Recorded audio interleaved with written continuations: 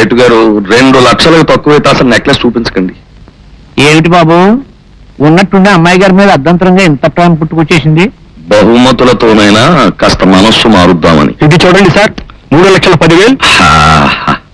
ఆహా, ఇది నెక్లెస్ అంటే దీన్ని తీసుకుంటాం. రామసుబ్బయ్య చెక్ బుక్ తీ.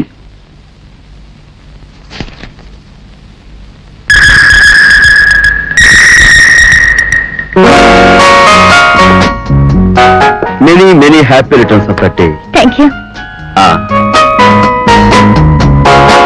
ఎలా ఉంది? Wow, fantastic.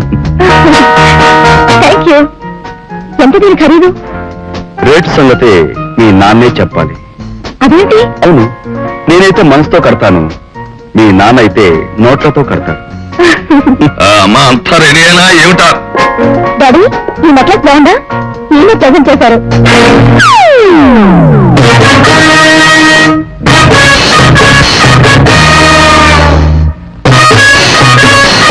ఏం డాడీ, నెక్లెస్ చూడమంటే ఆయన వంక చూస్తావేంటి? నెక్లెస్ చూడకుండా అతన్ని చూసినా, అతన్ని చూడకుండా నెక్లెస్ చూసినా ఒకటేనన్నా.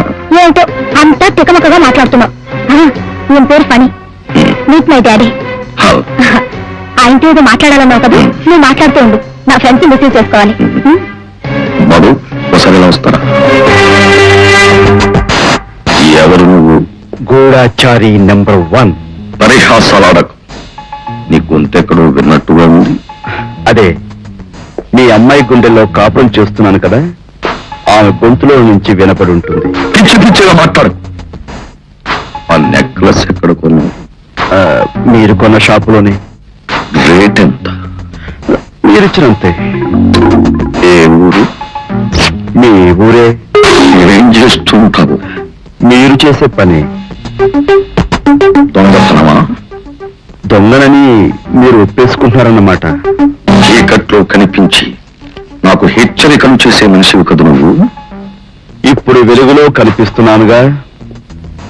నువ్వు దొంగతనాలు చేసే మనిషివి, ఇంటి కళ్ళున్న కావాలనుకుంటున్నావా? నువ్వు దొంగలకి దొంగవిగా మామ. అలా పిలవకు, చెవిలో శేషం పోసినట్టుంటుంది. కావాలంటే మద్దతు చేయి, మావాని మాత్రం పిలవకు.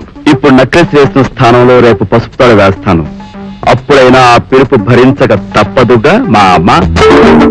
నా కూతుర్ని పెళ్లాడే ఉద్దేశం నువ్వు మార్చుకోకపోతే నిన్ను పోలీసులకు అప్పగిస్తారు, జైలు పాలైపోతావు. మా పెళ్లి వెంటనే చేయకపోతే నువ్వు పెద్ద కేటుగాడు అన్న సంగతి నీ కూతురు ముందే నిరూపిస్తాను. అప్పుడు నీ కూతురే నీకు దూరం అయిపోతుంది. వస్తా, నీ కూతురు నా కోసం వెయిట్ చేస్తుంది. అయ్యా, అదేంటి షోకేసులో బొమ్మలే అలా నిలబడిపోయారు? ఆ అమ్మాయి పక్కన కుర్రాన్ని చూశావా? అబ్బా, కత్తిలా ఉన్నాడండి, కత్తి. కొత్త కత్తి కాదు, మన మెడ మీదకి గురి పెట్టబడ్డ కత్తి. వాడే చంద్రశేఖర. ఏదో ఫ్లాష్ బ్యాక్ ఉందన్నాను, దాని తాలూకు ఓపెనింగ్ సీన్ ఇది. అవును, ఇదే క్లోజింగ్ సీన్ కూడా కావాలి. ఇలాంటి లోఫర్ గడున కూతుర్ని పెళ్లాడకూడదు. అయ్యా, తమ దివ్య దృష్టితో అందరి తలరాతలు చదివేస్తున్నారు కదా, మరి అదే దృష్టితో వీడి తలరాత కూడా చదివేయచ్చుగా.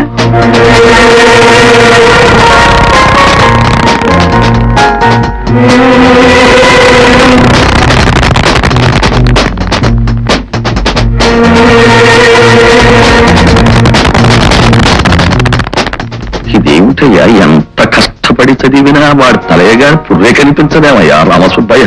అయ్యా, ఒకవేళ వాడికి తమ పుర్రే కనపడుతుందేమో. నువ్వు ఇలాంటి అశుభం మాటలు మాట్లాడితే నీ ఎముకలు పిండారించేసి ఏ చెరుకు తోటకో ఎరువుగా వేయించేయడమే కాక. అమ్మాయి కేక్ కట్ చేస్తుంది, వెళ్ళకపోతే బాగుండదు, పదండి.